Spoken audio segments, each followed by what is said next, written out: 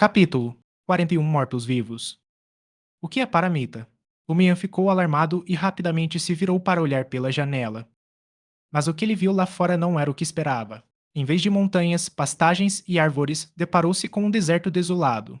As nuvens branco pálidas no céu bloqueavam toda a luz do sol, mergulhando tudo na sombra. Na região selvagem, figuras estranhas vagavam. A maioria vestia roupas de linho branco, com rostos azul pálidos, olhos vazios e bocas escancaradas, parecendo tudo menos normais. Lumian observou horrorizado enquanto algumas das figuras corriam descontroladamente em direção à orla da mata, enquanto outras cambaleavam em sua direção vindas do outro lado. Era como se nunca fossem parar, condenadas a vagar sem rumo para sempre. Na orla da região selvagem, perto de um penhasco, ele conseguiu distinguir monstros escuros com longos chifres e corpos humanoides, agarrando as figuras vestidas de branco e atirando-as precipício abaixo. De repente, um grito arrepiante cortou o ar, atingindo em cheio os ouvidos de Lumian e Aurore. O som de cascos ecoava pela mata enquanto uma figura alta, vestida com armadura negra completa, cavalgava um cavalo branco. O cavalo era tão magro que parecia ter apenas pele e osso. O cavaleiro movia-se lentamente em alguns momentos e galopava de um lado para o outro em outros, como se estivesse pastoreando ovelhas. A visão de Lumian era aguçada, e ele conseguia ver o cavaleiro claramente de longe. Dentro do capacete, que brilhava com um lustre metálico, dois raios de luz vermelho escuro cintilavam como chamas. Uma ferida horrenda no pescoço do cavaleiro estendia-se até o umbigo, quase partindo ao meio e expondo suas entranhas pálidas. Sem precisar de mais provas, Lumian sabia quem era: um cavaleiro da morte. Era uma criatura que aparecia frequentemente no folclore intisiano. De repente, a carruagem em que estavam parou. Naroka abriu a porta silenciosamente e saiu. Seu rosto pálido, olhos vazios e expressão inexpressiva começavam a se assemelhar às figuras vestidas com roupas de linho branco que Lumian vira antes. Aurore se virou para ele e disse em voz grave: "Este lugar está cheio de mortos-vivos. Você deve ficar ao meu lado o tempo todo." Enquanto falava, ela tirou um broche de ouro e o prendeu à roupa. Com a outra mão, Aurore tirou um punhado de pó cinza escuro do bolso. Lumian inclinou-se para a frente para olhar para o cocheiro e percebeu que seu elo se tornara como Naroka, pálido e com os olhos vazios, caminhando lentamente para o interior da mata como se estivesse morto há muito tempo. Ele disse rapidamente para Aurore: "Grande senhor, eu já sou um Beyonder. Você lida com esses mortos-vivos. Eu conduzirei a carruagem e nos tirarei daqui o mais rápido possível." Ele sabia que não podia lutar contra os mortos-vivos, então só lhe restava ser um cocheiro temporário. Mas se o Cavaleiro da Morte aparecesse, ele faria o possível para bloqueá-lo. Aurore ficou surpresa com a transformação repentina de Lumian, mas logo recuperou a compostura. Ela o lembrou: "Verifique o estado dos cavalos."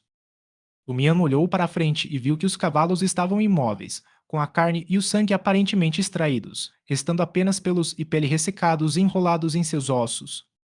"Os cavalos estão mortos", relatou-lhe Aurore. De repente, os mortos-vivos sentiram o cheiro dos vivos e correram em direção à carruagem, tentando entrar. 30. Aurore pronunciou uma palavra em um idioma que Lumian não entendia.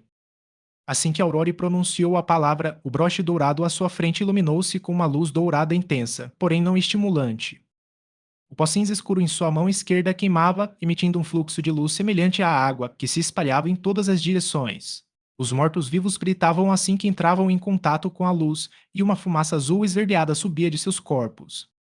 Eles queriam recuar, mas mais mortos-vivos avançaram, espremendo-se ao redor da carruagem, evaporando-se e desaparecendo. Lumião observava com inveja e solenidade, desejando poder fazer algo para ajudar. Ele ansiava por avançar na sequência e adquirir mais habilidades. Mas o pó na mão de Aurora estava quase acabando, e os mortos-vivos continuavam vindo, ignorando aqueles que já haviam sido destruídos. Lumian sabia que eles não poderiam ficar ali para sempre. "Não podemos ficar aqui. Vamos fugir."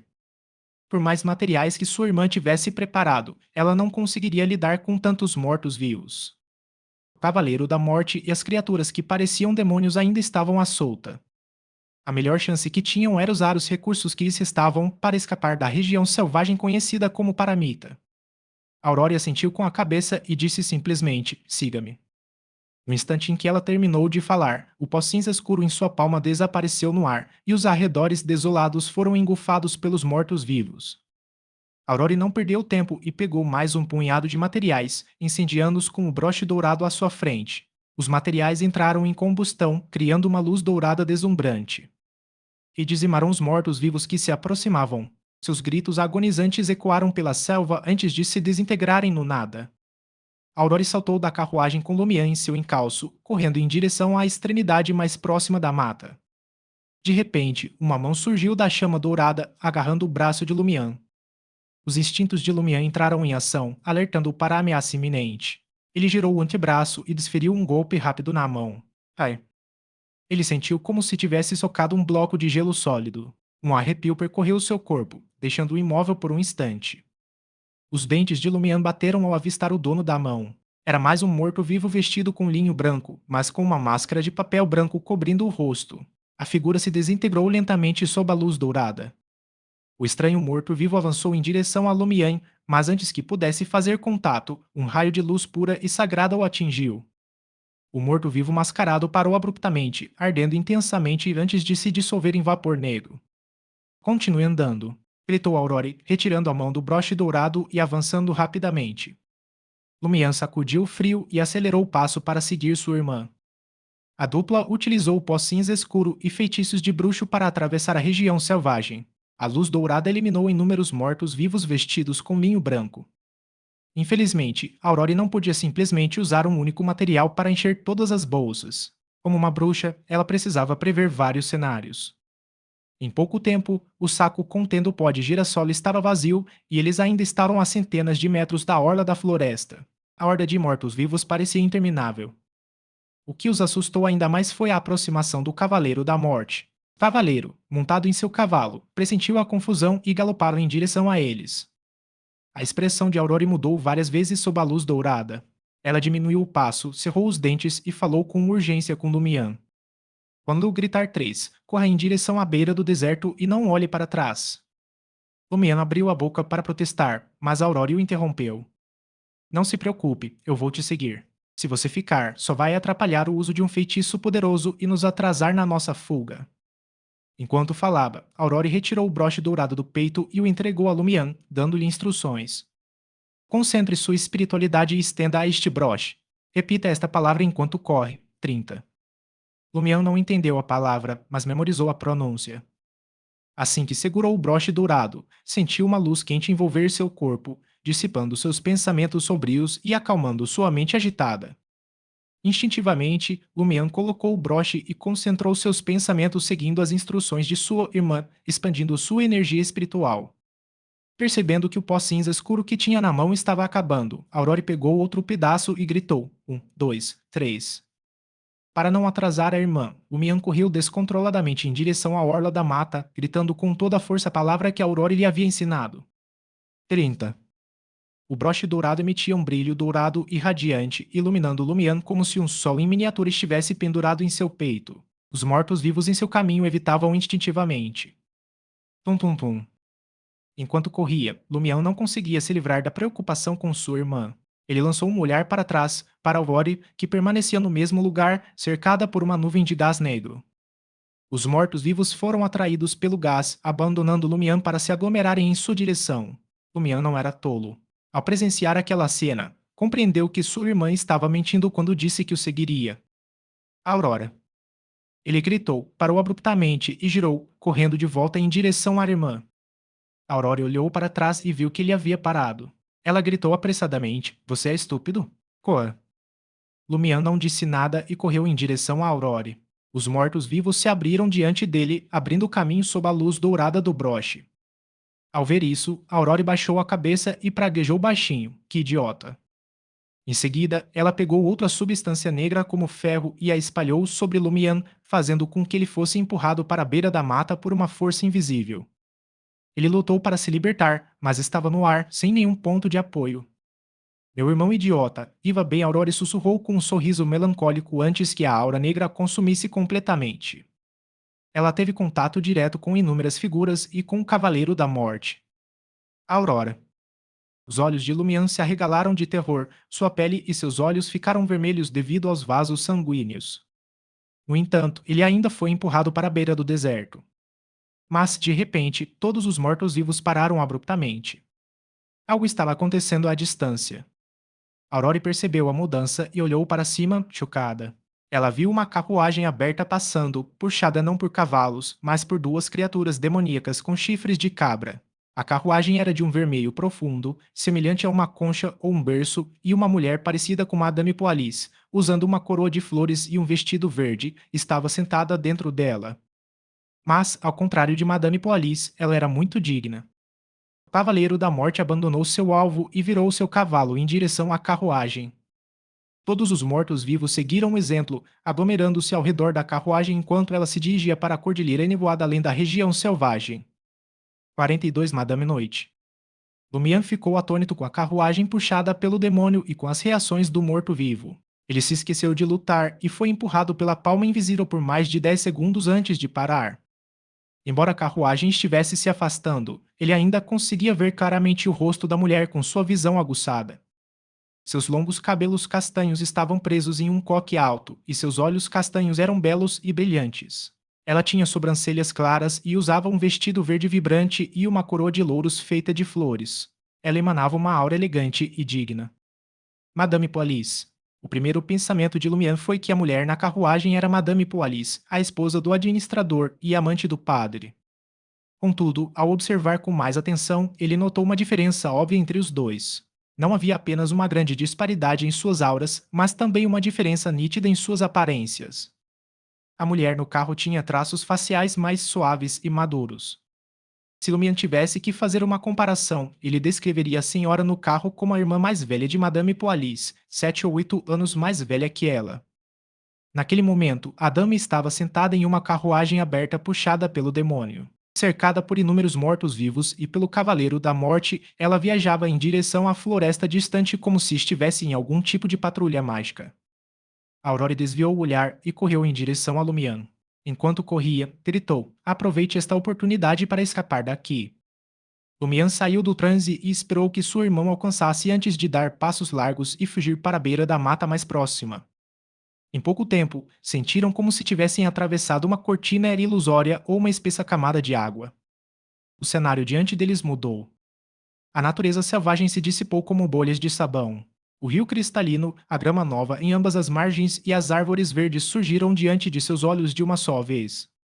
Para Lumian e Aurore, essa cena era tão familiar que não precisaram identificá-la para chegar a uma conclusão. Eles ainda estavam perto da vila de Cordu. Era aqui que Ava Lisier costumava cuidar de seus gansos. Voltamos Lumian não se mostrou surpreso nem desapontado. Em vez disso, olhou em volta, confirmando sua suspeita. Aurora ofegou e disse: "Quer Madame Poalis tenha cometido um erro de propósito ou não, não podemos voltar para a aldeia agora." "Vamos para Dariege", sugeriu Lumian imediatamente. "Então vamos para o passo mais próximo. Há uma trilha perigosa descendo a colina. Com as nossas habilidades, vamos ficar bem", acrescentou Lumian. "Certo." Aurora se virou e começou a correr. Por ter emprestado o pônei da Madame Poalis de vez em quando, ela estava familiarizada com os pastos das terras altas ao redor de Cordu. Lumian seguiu sua irmã de perto, sentindo-se ao mesmo tempo feliz e aterrorizado com o que acabara de acontecer. Ele não esperava que Madame Poalis fosse tão poderosa a ponto de ter tantos mortos-vivos, o demônio e o Cavaleiro da Morte em seu encalço. Claro, pode não ser a Madame Poalis.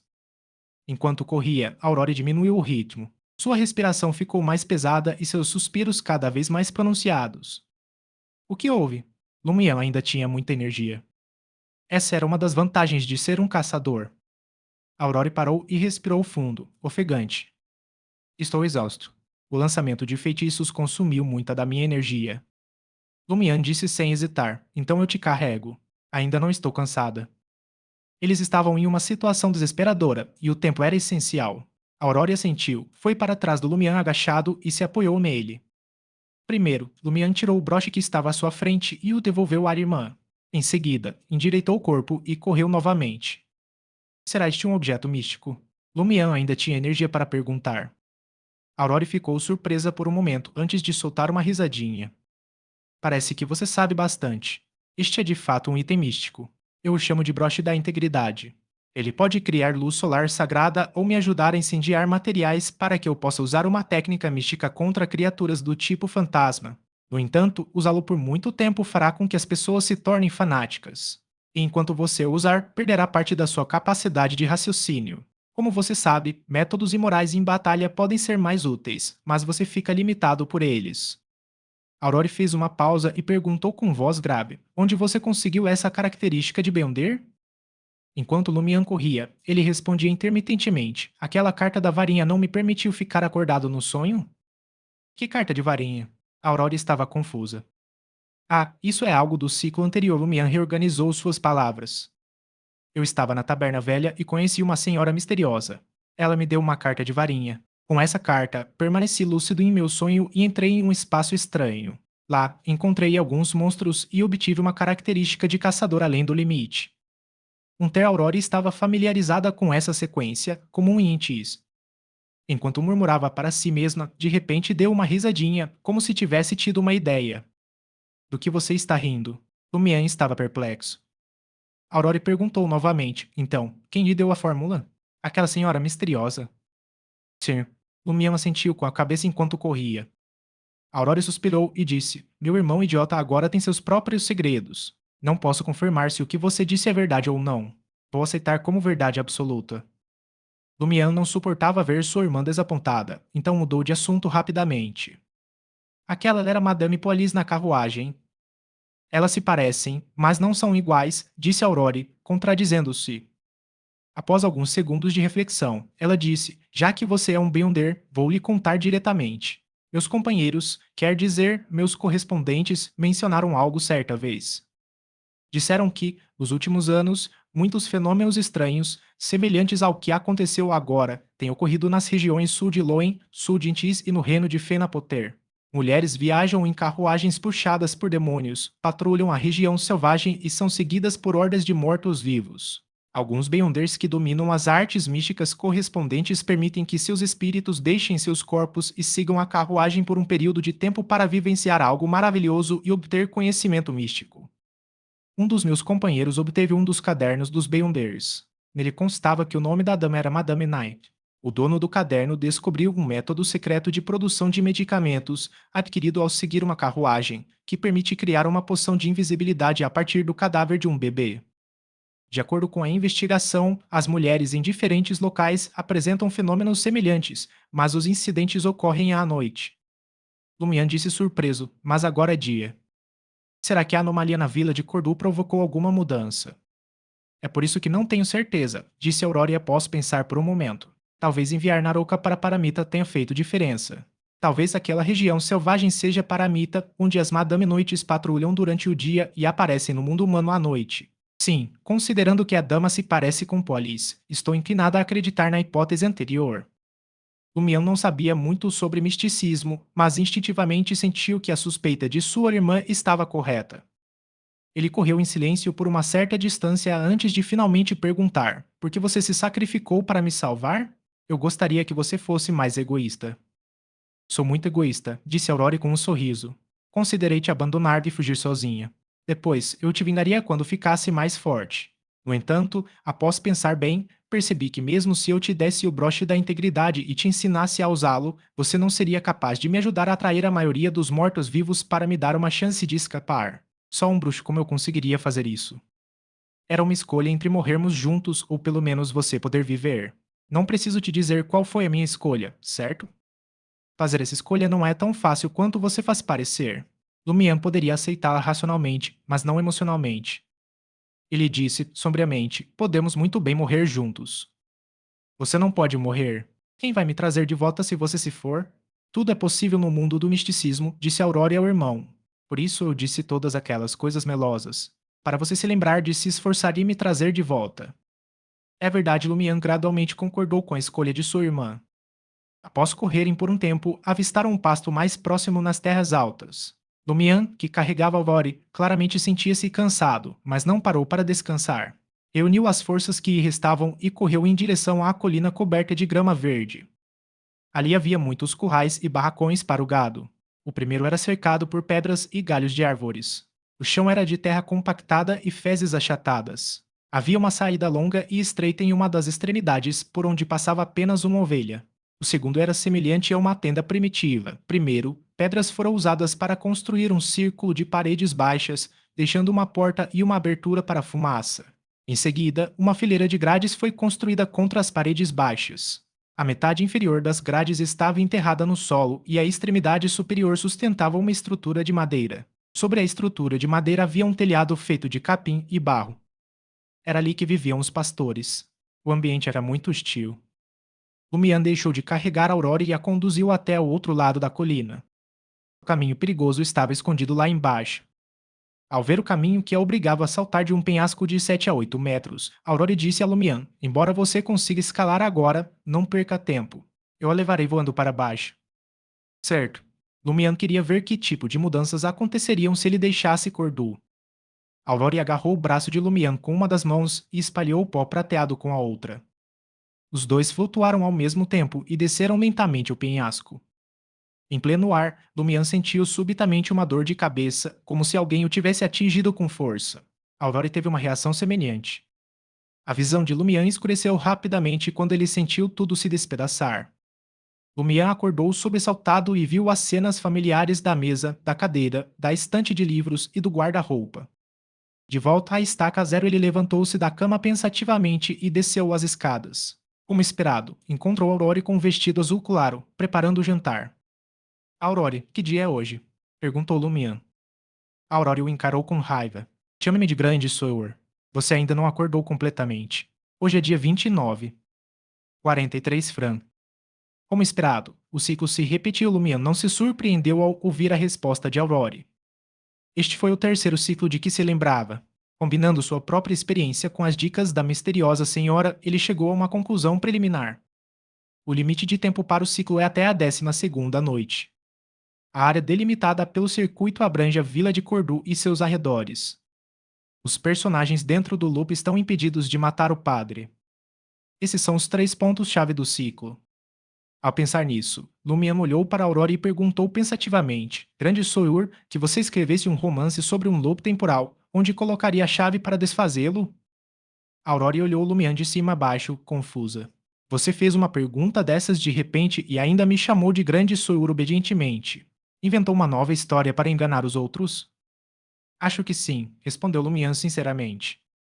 Aurora franziu a testa e pensou por um momento antes de dizer, do ponto de vista de um romancista, ou melhor, do ponto de vista da lógica normal, a parte mais crucial do ciclo é definitivamente a cena final. Isso porque ela representa tanto o fim deste ciclo quanto o início do próximo. É o elo que conecta o fim e o começo.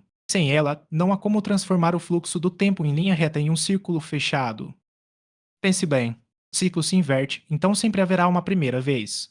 Algo deve ter acontecido no último momento para fazer o tempo reiniciar. 12ª noite. Lumian concordou com o palpite da irmã sobre a 12ª noite. Ele assentiu e perguntou: então por que a parte mais crítica não pode ser o primeiro dia do ciclo? Não deveríamos nos perguntar por que o ciclo começa neste momento? Aurore deu uma risadinha e disse: criar uma história curta para enganar algumas pessoas temporariamente é o seu forte, mas quando se trata desse tipo de conteúdo que exige lógica rigorosa e conhecimento profundo, você não é capaz. O motivo pelo qual o primeiro dia do loop é o primeiro dia talvez se deva à força ou energia que o causa. Prosseguir além do último dia acabará sobrepondo-se a este dia. É assim que um loop provavelmente não cobre o mundo inteiro, mas sim uma área localizada. Não é que ele não queira, mas é incapaz de fazê-lo. Lumian de fato havia considerado essa possibilidade. Ele apenas esperava que sua irmã, tão sábia, apresentasse uma resposta diferente. Aurore refletiu por um instante e acrescentou: se o ciclo não for um círculo completamente fechado, onde ainda há interação entre aqueles dentro e fora do ciclo, por exemplo, informações internas podem ser transmitidas e pessoas de fora podem entrar, mas não sair, o primeiro dia do ciclo pode começar no dia em que os forasteiros entram, de modo que, quando o ciclo se repete, eles não têm uma posição. Claro, isso também pode compelir os forasteiros a fazerem algo que farão posteriormente no primeiro dia, originalmente sem eventos. Há muitas maneiras de inventar histórias semelhantes. Os olhos de Lumian brilharam ao ouvir aquilo. Ele queria elogiar sua irmã em voz alta. Ele suspeitava que a entrada de Lia, Ian e Valentine tivesse dado início ao ciclo na tarde de 29 de março. Se assim fosse, a 12ª noite poderia já ter se transformado na 10ª ou na 9ª noite. Claro, também poderia ter sido originalmente a 13ª noite que se transformou na 12ª noite devido à intrusão dos forasteiros. Todas essas eram possibilidades que Lumian precisava verificar pessoalmente. Ele concordou plenamente com a dedução da irmã. Acreditava que algo devia ter acontecido na 12ª noite para causar o ciclo. Somente descobrindo o que aconteceu naquele momento ele poderia encontrar a chave para desfazer o ciclo. Portanto, Lumian decidiu não provocar nenhuma anormalidade neste ciclo. Ele também encontrou uma desculpa para não participar da procissão e permanecer até a 12ª noite. Mas ele não podia ficar de braços cruzados. O tempo não permitia. A menos que Lumian rompesse o ciclo após vivenciar a 12ª noite, ele teria que aproveitar ao máximo o tempo disponível para o próximo ciclo. Um ciclo completo durava 12 dias. Depois disso, a probabilidade de o mundo exterior descobrir quaisquer anomalias em Cordu aumentaria exponencialmente. A Lumian tinha, na melhor das hipóteses, um ciclo completo ou menos para resolver o problema. Se ele quisesse interromper a anomalia em um ciclo, precisaria ter informações suficientes e um conhecimento profundo de toda a aldeia. Lumian não conseguiu conter o riso. Não só tenho que evitar desencadear a anomalia, como também tenho que investigar o problema. Qual era a diferença entre isso e um palhaço caminhando na corda bamba à beira de um penhasco? Querer ambos não era algo bom. Aurore percebeu que ele ficou em silêncio por alguns segundos e parecia estar inventando uma história. Ela acenou com a mão e disse: Quase me esqueci de fazer o jantar. Espere um minuto, disse Lumian com uma expressão solene. Aurore estalou a língua imediatamente. Sinto o cheiro de travessura. Lumian disse sem rodeios. Aurore quer dizer grande Sour, na verdade, já caímos num ciclo vicioso. Ei, você acabou de aprender o truque e já está usando em mim? Aurore estava ao mesmo tempo irritada e divertida. Acho que as pessoas precisam ser confiáveis às vezes. Lumian suspirou silenciosamente. Você pode ao menos ouvir a história que eu inventei primeiro, porque você não me avalia enquanto estamos nisso. Aurora olhou para o céu brilhante lá fora. Isso também funciona. Lumian começou sua jornada a partir do momento em que conheceu Leá e os outros forasteiros. Ele falava como se tivesse um plano geral, afirmando que havia mantido sua consciência no sonho e entrado em uma ruína singular. Ao caçar monstros, ele adquiriu uma característica de Beyondé e se tornou um caçador. Ele não escondeu o detalhe do anel de espinhos que selava seu peito porque isso poderia conter a chave para o ciclo temporal. Ele vira o mesmo símbolo no padre e matar o padre fizera o tempo reiniciar. A princípio, Aurora ainda sorria, achando que seu irmão tinha inventado uma história criativa. Mas, enquanto ouvia, sua expressão ficou séria. Havia muita coisa que Lumian não deveria saber. Quando Lumian disse que havia se tornado um Beyonder, Aurora ergueu a mão direita e massageou as têmporas. Seus olhos azul claros instantaneamente se tornaram profundos, mas não havia nenhuma figura refletida neles. Ela olhou para Lumian por um instante e assentiu levemente com a cabeça. Seu corpo etérico sofreu uma grande mudança. Sua força vital e estado físico são muito mais fortes do que os de pessoas comuns. Sua projeção astral mudou até certo ponto, mas não muito como esperado de um caçador que é melhor em combate corpo a corpo do que em conjuração. Não consigo ver o símbolo e as mudanças relacionadas, e não me atrevo a olhar mais a fundo.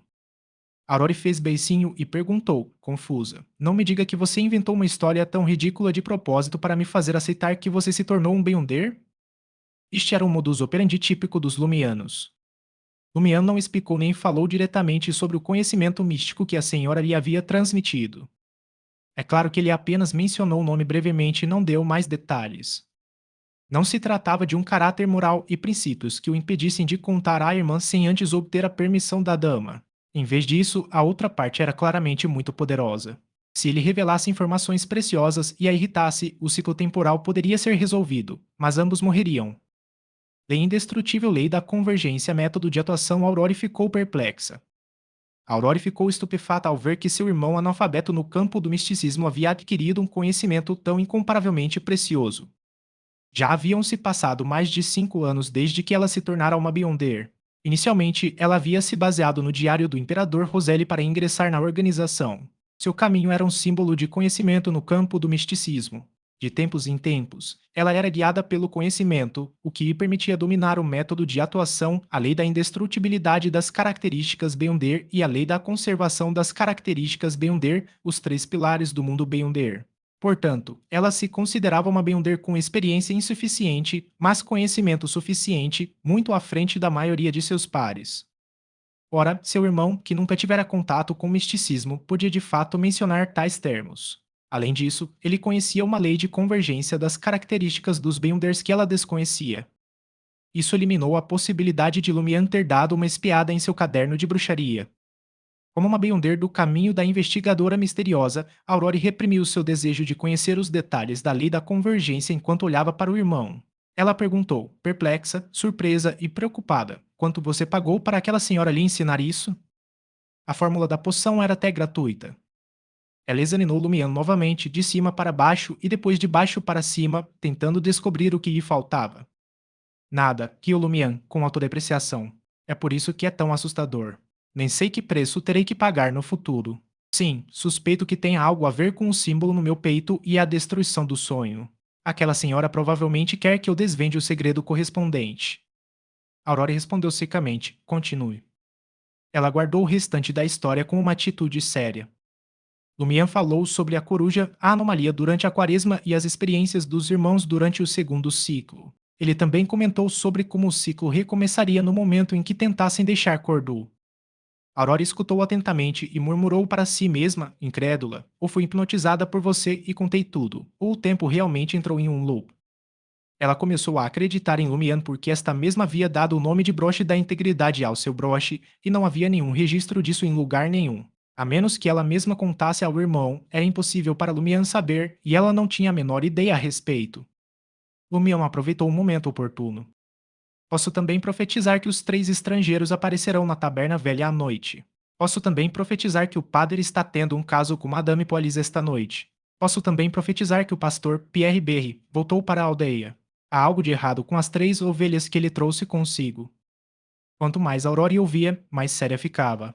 Depois de um tempo, ela disse: os 3 estrangeiros entraram na aldeia à tarde, enquanto estávamos treinando o combate. Depois disso, descansamos e não saímos mais. Sim, na aula de combate da tarde, você ainda era uma pessoa comum. Ela aceitou a teoria do loop temporal de Lumian. Se fosse qualquer outra pessoa, Lumian teria rido e dito: você acreditou nisso. Ah, você acreditou numa história tão ridícula. Mas na frente de Aurore, ele se conteve bastante. Ele então sugeriu: vou dar uma volta pela aldeia agora e ver se consigo obter mais informações. Aurora assentiu com a cabeça. Também usarei meus olhos para observar o ambiente, mas existem enormes restrições e é muito perigoso. Não tenho certeza se conseguirei alguma coisa. Lumian acenou com a mão, indicando que havia entendido, e saiu pela porta. Ao dar alguns passos, Lumian olhou para trás e viu a figura de Aurore parada na cozinha. Imediatamente, lembrou-se da cena em que Aurore o empurrava para um lugar seguro em meio aos incontáveis mortos-vivos e sentiu uma dor inexplicável de separação. Ele perguntou inconscientemente: grande Soeur, por que você me adotou? Afinal? Aurore respondeu mal-humorada: eu também não queria. Eu só tive a gentileza de te dar um pouco de comida, mas você continuou me seguindo. Eu não conseguia me livrar de você, e você até me ajudou obedientemente em todo tipo de coisa. Meu coração se enterneceu por um instante. Quem diria que você se tornaria isso? Você sabe o quão difícil foi para uma jovem criar uma criança como você? Lumian queria agradecer e elogiá-la, mas as palavras ficaram presas em sua boca, como se quisessem invadir seus olhos e nariz. Ele virou a cabeça e voltou para a aldeia. 44 Escuta clandestina. Lumian precisava investigar, mas não conseguia detectar nenhuma anomalia, o que fazia com que o ciclo reiniciasse antes do previsto. Ele precisava considerar começar pelos problemas periféricos e avançar um passo de cada vez. Sua ideia inicial era encontrar as amantes do padre naquela tarde e usar métodos como escuta telefônica para ver se elas sabiam de alguma coisa. Se não conseguisse nada ou não tivesse oportunidade no momento, iria à catedral para ver se conseguia encontrar o padre e conversar com ele sobre o cotidiano da aldeia. O primeiro alvo de Lumian foi Sibyl Berry, amante do padre Guillaume Bennett e irmã do pastor Pierre Berry. Ela tinha uma relação próxima com as duas figuras anormais, então talvez soubesse de algo. O amigo de Lumian, Guillaume Jr., Guillaume Berry, era um primo distante de Pierre Berry. Até a cor do cabelo dele era diferente, e eles não moravam juntos. Sibyl Berry tinha 24 anos e era casada com Jean Maury, um homem de meia idade, na casa dos 40. Ele estava solteiro há mais de 30 anos. O motivo pelo qual pôde se casar com Sibyl Berry foi porque não tinha nenhuma exigência de dote. Lumian suspeitava que o motivo de ela ter se casado com ele usando apenas uma pequena quantia de bens era porque ela já havia se tornado amante do padre naquela época e precisava de um marido para ser o pai de seu filho ilegítimo. O padre havia prometido algo em segredo.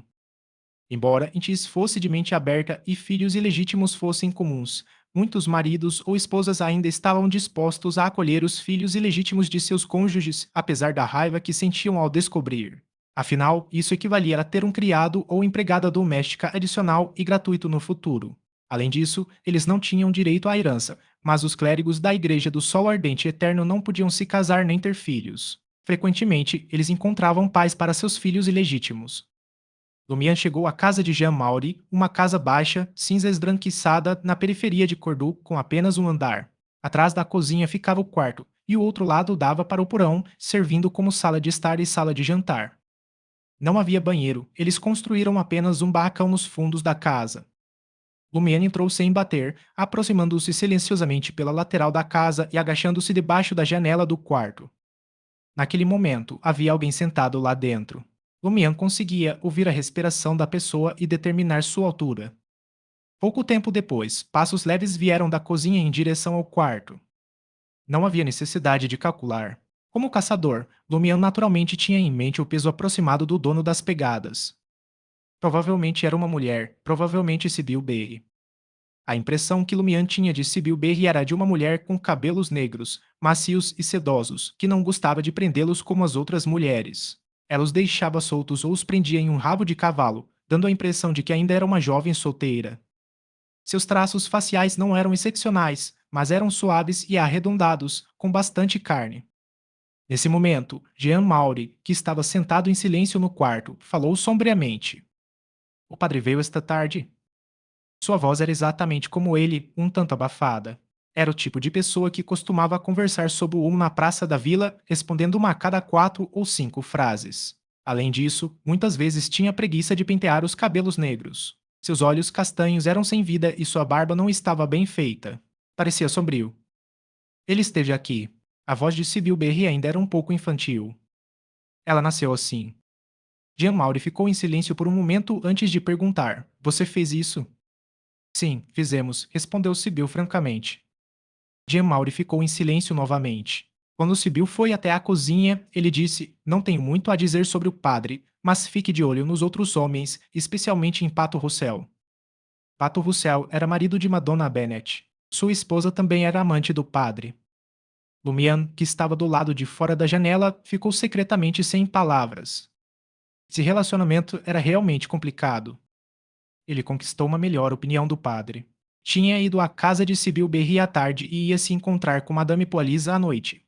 Pode-se dizer que ele era um exemplo de trapaça. Se ele pudesse dedicar mais energia a essa área para os assuntos da igreja e combiná-la com seus esquemas e maquinações, já poderia ter subido na hierarquia clerical e se tornado um Beyonder.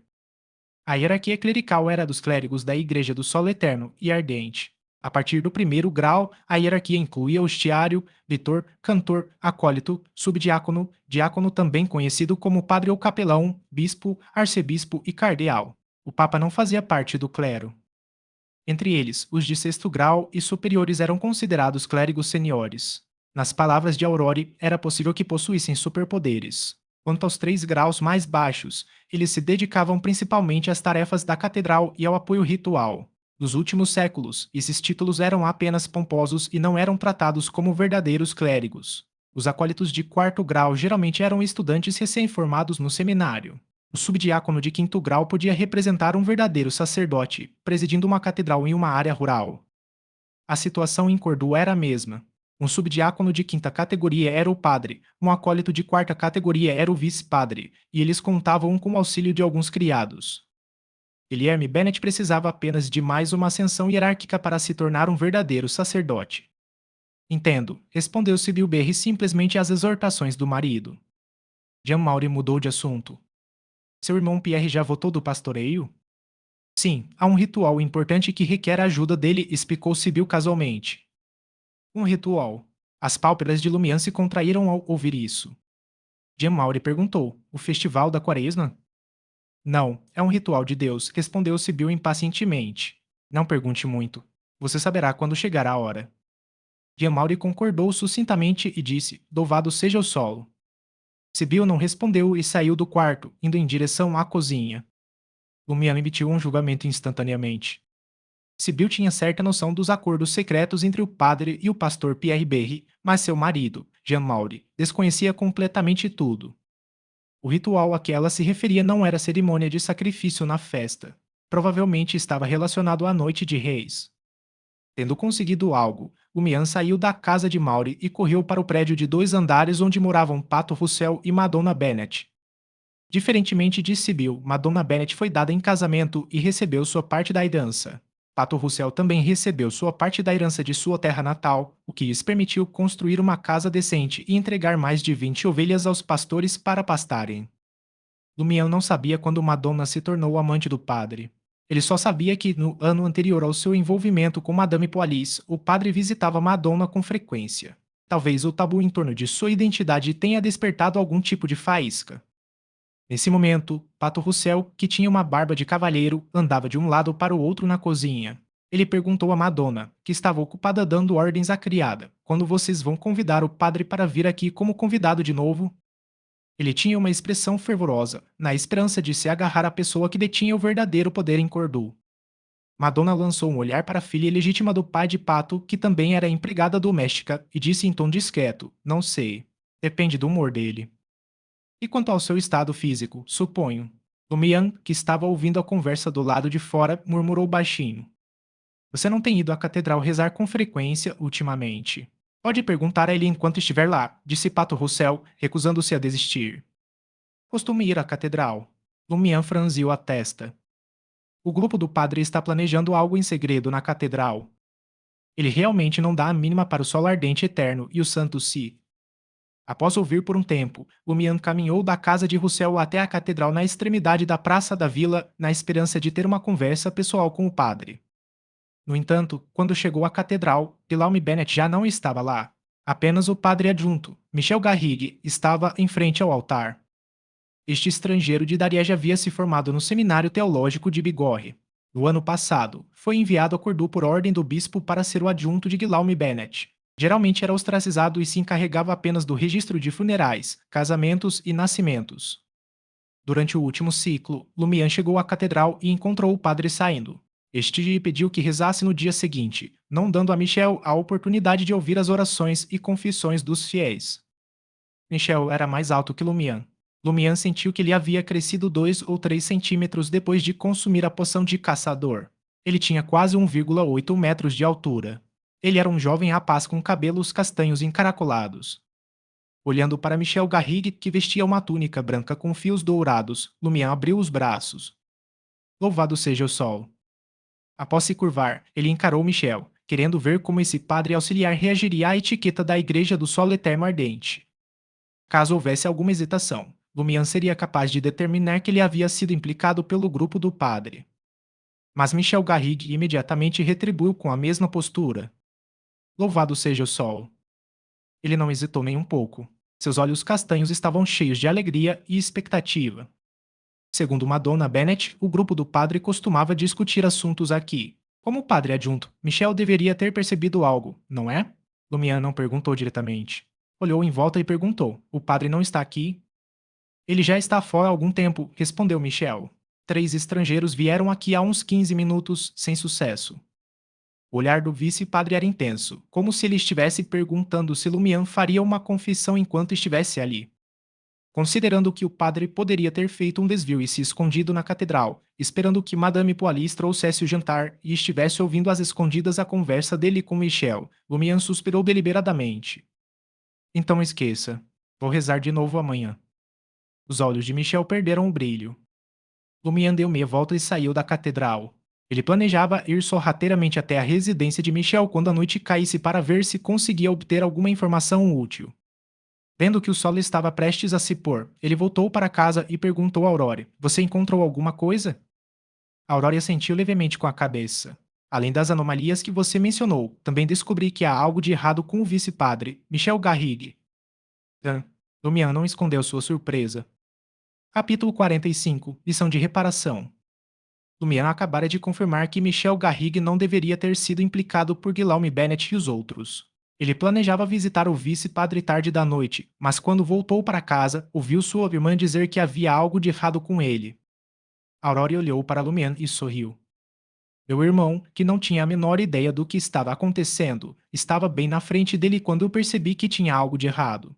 Parece que você não notou. Ela parecia bastante satisfeita, a ponto de ter que levar a mão direita à boca para cobri-la. Afinal, seu irmão mais novo, que claramente desconhecia o misticismo, havia se tornado repentinamente um Beyonder. Ele havia adquirido uma vasta gama de conhecimento avançado e descoberto que Cordu estava presa em um loop temporal. Não só ela havia sido inútil como irmã, como também se viu em desvantagem em termos de conhecimento místico. Isso a deixou um tanto infeliz.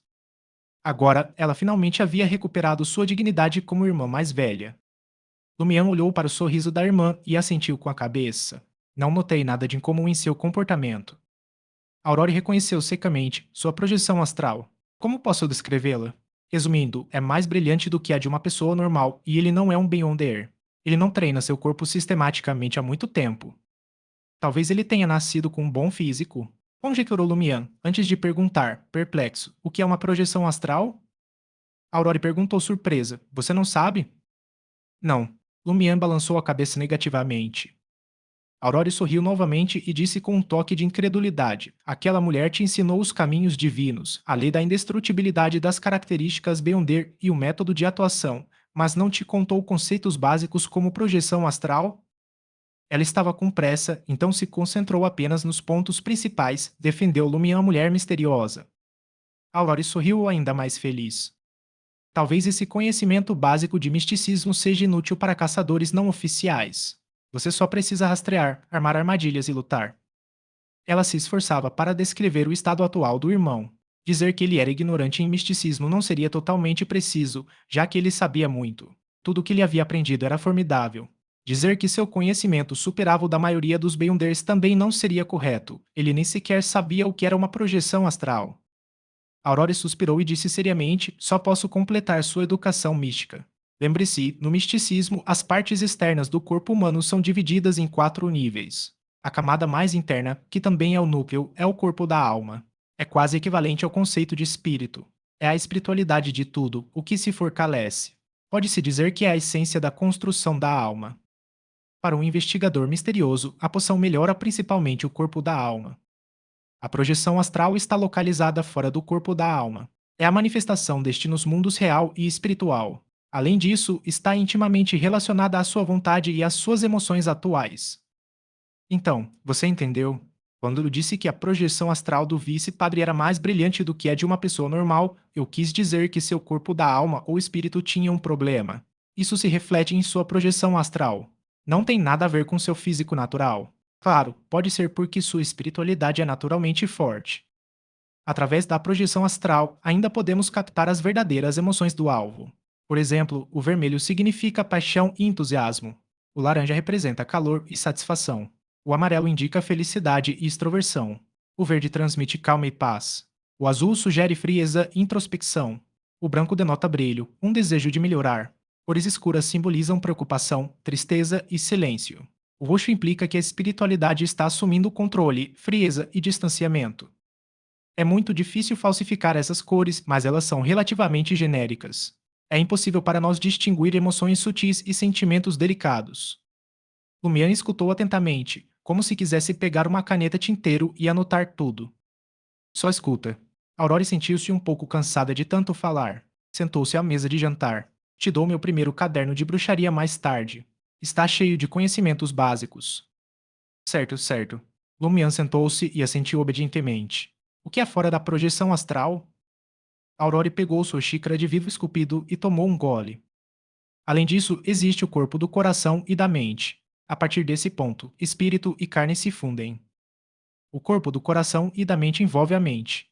Relaciona-se ao raciocínio, ao pensamento, à intuição e à capacidade de compreender as coisas. Algumas poções melhoram principalmente isso, mas também existem muitos feitiços que têm como alvo essa área. A camada mais externa é o corpo etérico. É uma manifestação da força vital e do estado físico, então posso dizer à primeira vista que seu corpo melhorou muito. Sim, através da espessura, brilho e cor de diferentes partes do corpo etérico, também posso determinar a saúde do alvo. Como um perseguidor de mistérios de sequência 7, posso até determinar a expectativa de vida do alvo a partir da situação específica do corpo etérico. Quanto a como diferenciá-los, leia o caderno mais tarde. Lumian foi iluminado. A poção do caçador tem como alvo principal o corpo etéreo? Você está enganado. Ele tem como alvo o corpo e a força vital, e o corpo etéreo é a manifestação direta de ambos. Lumian assentiu com a cabeça enquanto revisava o conteúdo, adquirindo uma compreensão preliminar desse conhecimento místico. Ele lembrou-se das palavras da irmã e perguntou, curioso, Aurore, como você observou o vice-padre? Por que não senti sua presença por perto? A Aurora sorriu. Na verdade, estive em casa durante todo esse tempo, usando a característica especial da Via Mysteri Perrier. O que tem de especial? Perguntou Lumian, com a mentalidade de que não importava se sua irmã não respondesse. Aurora apontou para os próprios olhos. A habilidade mais singular de um investigador misterioso é chamada de olhos da investigação misteriosa. Embora eu precise atingir uma sequência superior antes de poder ativar completamente os olhos da espionagem misteriosa, permitindo que eles não só me sejam úteis, mas também possam ser colocados na superfície de outros objetos para me ajudar a monitorar assuntos remotamente, isso não significa que os olhos da espionagem misteriosa não sejam especiais antes disso.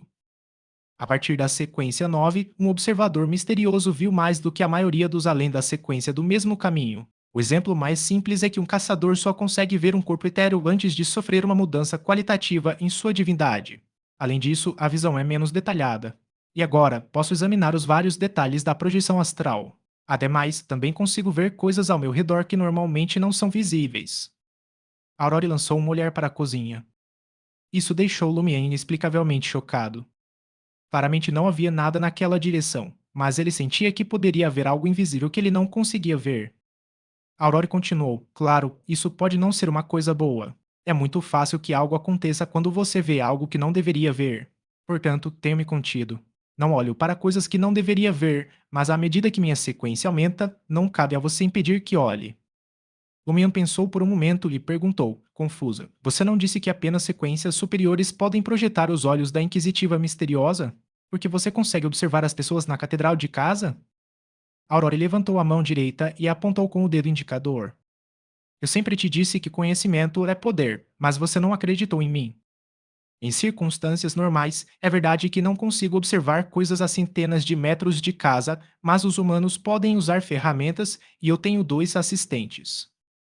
Enquanto falava, ela tirou dois objetos de um bolso escondido em seu vestido azul. Um era um telescópio de latão que podia encolher e alongar, e o outro era uma versão em miniatura de um frasco de tinta escura. Este era mais parecido com um brinquedo infantil. Veja, o telescópio me permite ver pessoas a algumas centenas de metros de distância com clareza. Quando o alcance visual estiver fechado, posso observar a projeção astral, o corpo etérico e o estado do corpo do coração e da mente do alvo, explicou Aurore com um sorriso. Isso é adequado para espaços abertos sem obstáculos. Lumian ficou um pouco perplexo. Isso também funciona. Eles estavam claramente discutindo o misticismo, porque a irmã dele pegou um telescópio. Isto. Ele apontou para o frasco de tinta de bolso. Aurora não respondeu. Ela massageou as têmporas e abriu a tampa da garrafa. Lumian sentiu um frio repentino. Uma brisa fresca pareceu entrar pela janela. É uma criatura única do mundo espiritual, apresentou Aurore. Aquilo. Onde está? Lumian olhou em volta. Aurore ficou bastante surpresa. Você ainda não sabe como ativar a visão espiritual? Mas você não disse que viu muitos mortos-vivos na natureza? Lumière havia lido sobre o termo visão espiritual em psicologia e sabia o que significava. No entanto, ele não fazia a menor ideia de como ativar a visão espiritual. Ele olhou para a irmã e balançou a cabeça lentamente. Não sei. Então, ele conjecturou: talvez pessoas comuns consigam ver fantasmas e mortos-vivos diretamente ao entrarem na chamada para a mita. Aurore refletiu seriamente e perguntou: Então, você não conhece Hermes, o antigo Hermes, élfico, dragonês ou Jotun? O que são essas coisas? Lumian demonstrou plenamente o que significa ser analfabeto no campo do misticismo. Aurore não conseguiu evitar dar um tapa na testa. O que exatamente aquela senhora te ensinou? Lei da indestrutibilidade das características Beyonder, lei da convergência, método de atuação, caminhos do divino, sequência zero, artefatos selados. Lumian respondeu honestamente. Aurore sentiu que ele estava se exibindo. Acho que você quer apanhar. Ela suspirou por alguns segundos antes de recuperar a compostura. Então, combinarei isso com a criatura que contratei para te ensinar como ativar a visão espiritual, como realizar magia ritualística e como usar a linguagem com poderes sobrenaturais. Esta é apenas uma explicação geral. Se você realmente quiser dominar completamente, especialmente esses poucos idiomas, levará pelo menos 1 ou 2 anos. Claro, isso também é um problema com seu caminho de sequência. Os caçadores provavelmente não têm suas habilidades de aprendizado aprimoradas, nem possuem qualquer aprimoramento em misticismo. Naquela época, eu confiei na diligência e no doutrinamento para dominar todos eles em menos de meio ano. Sua mão direita acariciou suavemente o vazio à sua frente, como se estivesse acariciando um gatinho transparente. Para os Beyonders, ativar a visão espiritual é muito simples, mas ainda não está completamente escuro. Vamos falar de outra coisa primeiro. Eu chamo de papel branco. É uma criatura do mundo espiritual muito fraca. Contanto que você tenha uma descrição precisa, pode realizar um ritual e invocá-lo em seu nome. Além do fato de que criaturas do mundo espiritual são difíceis de ver, ele só tem uma utilidade: carregar uma certa habilidade sobrenatural do contratante, mas não pode ser muito complexa ou muito poderosa.